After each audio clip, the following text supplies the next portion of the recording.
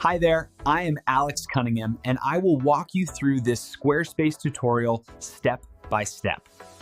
Looking to give your Squarespace site a professional touch by adding your own logo? You're in the right place. By the end of this tutorial, you'll know exactly how to upload your brand's logo to Squarespace, making your site stand out and instantly recognizable to your visitors. It's a small but powerful step to showcase your identity and boost your brand's credibility, so let's jump right in. First things first, you'll want to head over to your Squarespace site.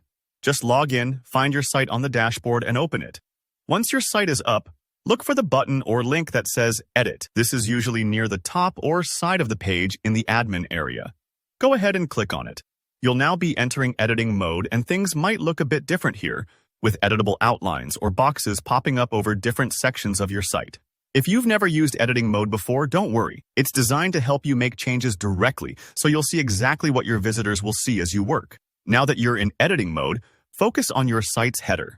The header is that band running across the top of every page. It's one of the first things your visitors notice, so your logo really deserves to be in this prime spot.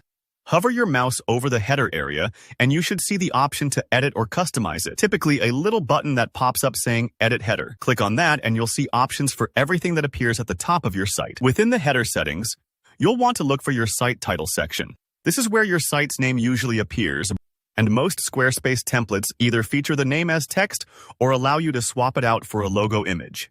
If you're not sure which template you're using, don't worry. The general process is the same. Click on the site title area, and you'll get the option to either type your site name or upload a logo image. Since we're adding a logo today, choose the option to add or upload a logo. At this stage, you'll be prompted to select your logo file from your computer. If you don't see the upload option right away, look for a small icon or button that resembles an image or a plus sign. Squarespace usually tries to make this pretty intuitive. When selecting your file, it's best to use a high-resolution PNG or JPG with a transparent background if possible, so your logo looks clean and crisp no matter the header color. Once you've picked your file, give it a moment to upload. If your logo doesn't look quite right, maybe it's too big or out of alignment, you can play around with the sizing and position options right here. Don't worry if it takes a bit of adjusting.